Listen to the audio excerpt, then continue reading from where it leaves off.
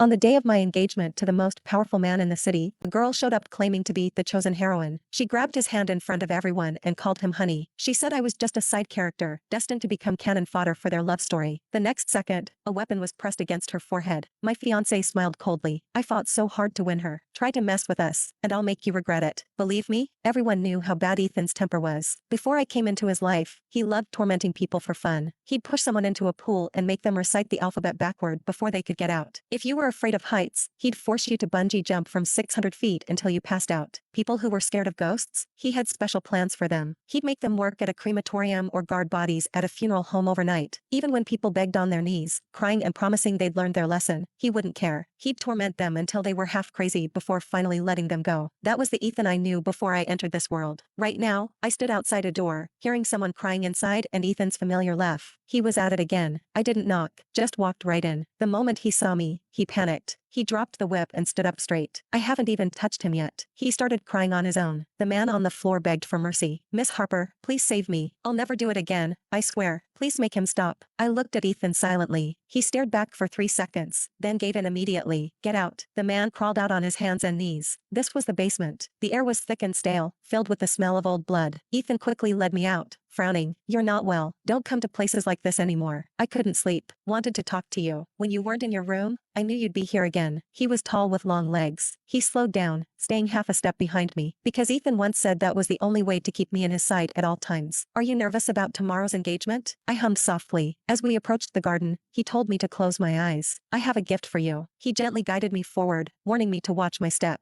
Okay, open them. He removed his hands. The moment I opened my eyes, they reflected a sea of red. Before me was a garden filled with blooming roses. Ethan asked nervously, I planted all of these myself. Do you like them? His hands were covered in scratches and cuts. I looked at him and smiled silently. When I was little, I was one of Ethan's many admirers. He disliked me. Whenever someone called us childhood sweethearts, he'd shut them up first, then turn to me with a cold threat. Stay away from me. You're really annoying. You know that? I knew. Of course I knew. But it didn't matter. I still followed him around calling him Ethan. I kept writing him letters. Not love letters, just daily observations and stories. Then Ethan would throw a stack of letters into my backpack. I'm not interested in your diary, he'd say coldly. I was the first person to give him flowers, but it sent him straight to the hospital. Turns out he was allergic to pollen. I felt terrible and rushed to see him. The boy hid under the covers, for in his hand, pointing at the door. Get out. Stay away from me. Everyone said, Harper, you should be grateful you two grew up together. Otherwise he'd have beaten you to a pulp by now. I cried as I ran from the hospital to my car. But once inside, the tears stopped instantly. I smiled. This was exactly how it needed to be. When he was 10, he was rebellious as hell. He refused to follow his family's plans and insisted on celebrating his birthday outside. That day, I dressed up beautifully and waited for him at his house. But he avoided me. He didn't even come home. After midnight, birthday gifts lose their magic. So I went looking for him alone in the pouring rain, carrying his present. In front of everyone, he said he didn't like the gift and threw it in the trash. If I were really a 6-year-old girl, I probably would have cried. But I wouldn't, because I wasn't from this world. I'd been reborn into this body, and I understood Ethan perfectly. Instead of crying when he rejected me publicly, I looked at him pitifully. Ethan, can you take me home? I'm scared of the dark. Of course he refused. But he probably didn't know that because of his stubbornness, I went missing that night. I was gone for 5 years. When they finally found me, my body was ruined by illness.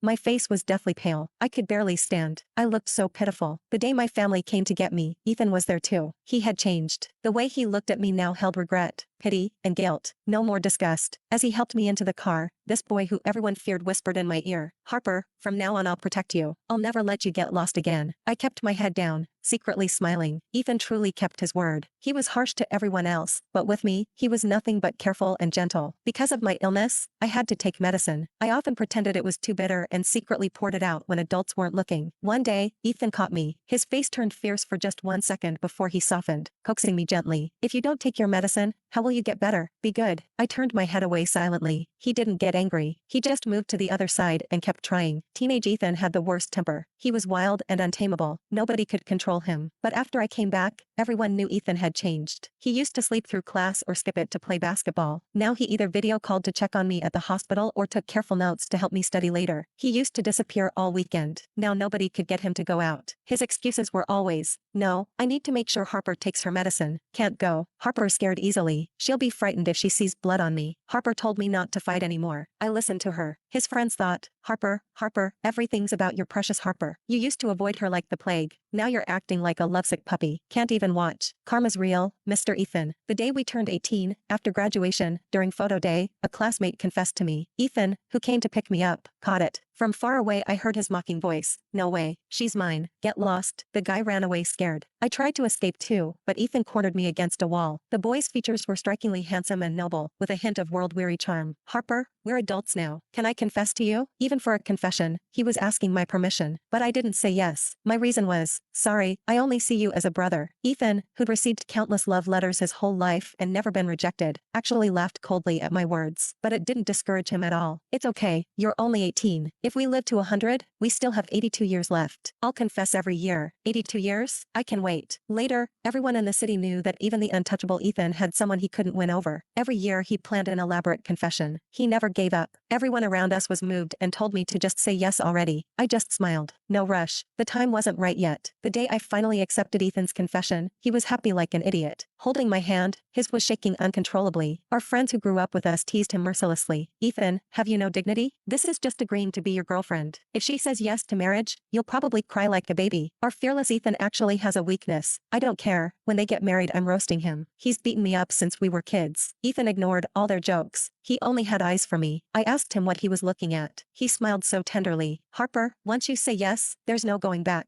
I won't let you leave. I joked. What if someday a girl stands in front of you and says she's the one you're supposed to marry? What would you do?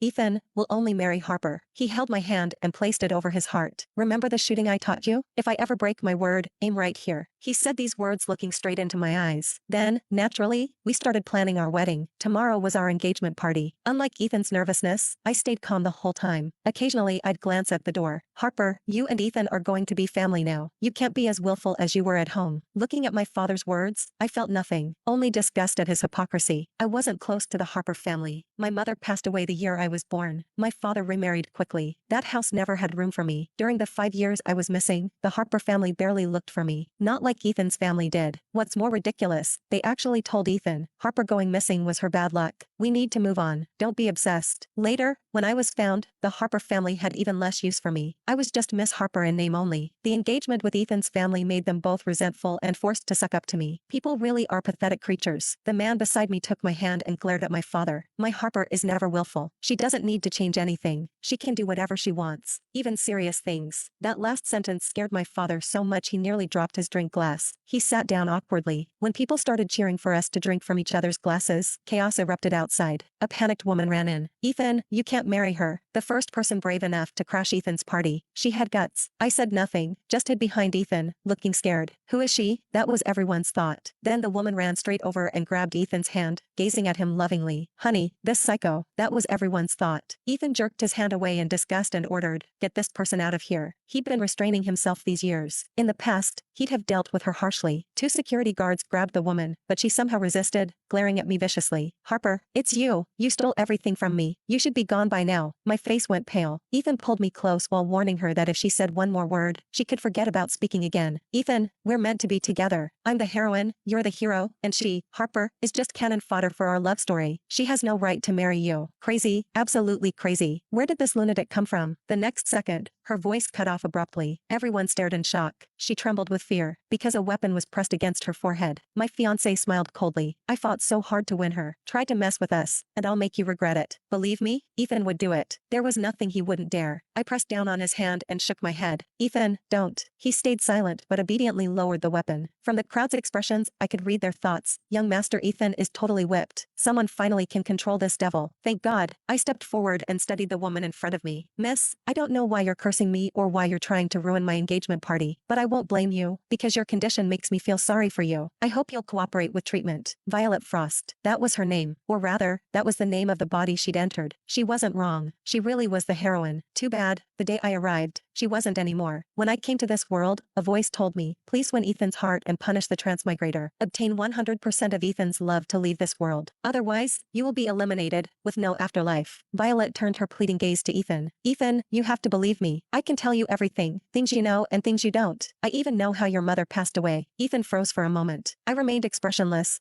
slowly lowering my eyes. Violet broke free from the guards and rushed to Ethan, her voice like a spell. Let me tell you a secret. I came to save you. I know all about your suffering. Don't be afraid. I'm here now. His voice was low and intense, staring at her. Is that true? Of course. Ethan, I'm your true heroine. Seeing Violet's confident smile, I smiled slightly. I hope you won't regret saying that. Ethan's personality was largely shaped by his mother's passing, but I never brought it up, because it was his deepest wound.